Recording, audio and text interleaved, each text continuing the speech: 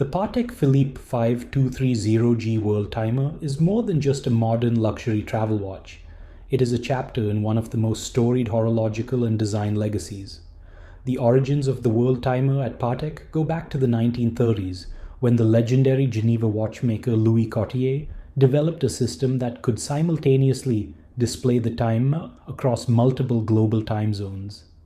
His ingenious invention, a rotating city ring paired with a 24-hour ring, was first implemented in a wristwatch by Patek in reference 515HU, with prototypes of this Art Deco inspired rectangular watch being created in 1937 and a reference 96HU that went into a Calatrava case. That watch laid the groundwork for nearly a century of elegant, mechanically sophisticated worldtimers that have impressively maintained a cohesive design aesthetic throughout its evolution. Over the decades, they refined the concept into a signature of their Complications lineup. From the beautifully cloisonné enamel dials of mid-century references like the 2523 to the cleaner, more understated pieces of the 21st century like the 5110, the worldtimer became synonymous with functional elegance. Although the functionality of it is perhaps more so in a romantic sense these days, given the lack of compatibility with daylight savings and countries with offset time zones.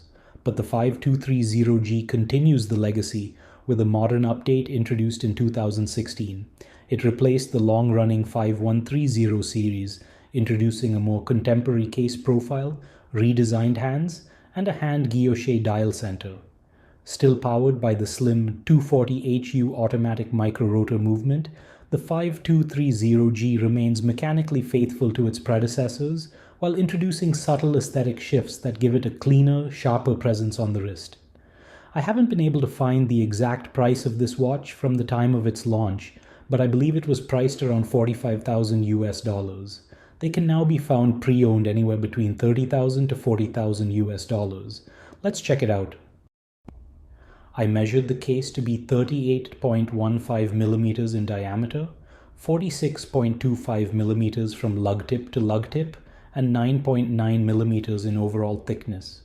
The case is made entirely of white gold with a sapphire top crystal and a sapphire exhibition window on the case back. Among contemporary worldtimer watches, this case design is perhaps my favorite, and I prefer it to the more rounded and sculpted 5110. I love the lugs here. They remind me of the welded lugs found on a few vintage Patek references, and they also have the flared out design seen on models like the 5270. The lug width is 20 millimeters. There is a 5.25 millimeter push-pull crown at the 3 o'clock position that is easy to grip and operate, with the Calatrava cross logo embossed on it. The entire case is polished with many straight lines and flat surfaces such as the case sides and bezel. There is an almost sporty aesthetic to this case, but do not let that fool you. This is still very much a dress watch. Flipping it over, you will see the press-fit case back that reveals the caliber 240 powering the watch. This watch is rated for up to 30 meters of water resistance, which is now standard across all their watches. The dial is a quiet showcase of traditional craftsmanship and functional clarity, executed with the kind of restraint and refinement that defines the brand. At its center lies a hand-turned basket weave guilloche pattern produced using a manually operated rose engine that dates back nearly a century. A layer of lacquer appears to have been applied over the engraved surface, adding a soft gloss that protects and subtly enhances the visual depth. Swiss Made is printed on top, floating just above the guilloche, a small but elegant detail. Encircling the central motif are 3 concentric rings that form the classic world-time layout first developed by Louis Cottier. Applied white gold hour markers sit just outside the guilloche center, followed by a 24-hour ring split into day and night sections, and finally, a silvery city ring listing 24 reference cities, each representing a global time zone. The world time functionality is intuitive and user-friendly. A pusher at 10 o'clock advances the city ring by 1 time zone with each press. As it rotates, the hour hand and 24-hour ring move in sync, keeping local time aligned with the selected city at 12 o'clock. The 24-hour ring also allows the wearer to read the time in any of the remaining 23 time zones at a glance, eliminating the need for mental calculations. The design of the hands adds a contemporary twist. Replacing the older Dauphine and ring-style hands are a pierced hour hand, shaped to evoke the Southern Cross constellation, and a lozenge-shaped minute hand. Both are crafted in white gold to match the case and feature a central ridge with crisp, polished bevels that reflect light beautifully without overwhelming the dial. Despite the amount of information displayed, the dial remains clean, legible, and well-balanced. The contrast between the black guilloche center, bright city ring, and sharp printing gives it clarity and sophistication. It's a dial that manages to feel both modern and timeless, an elegant representation of the brand's ability to blend technical ingenuity with enduring aesthetic restraint. While the dial and case design of the 5230G are what initially grab your attention, the caliber 240HU inside is what gives this watch its true functionality and charm. Based on the long-standing caliber 240 architecture, this world time variant adds a sophisticated city and 24-hour disc complication while preserving the signature micro-rotor design that has defined this movement family since its introduction in 1977.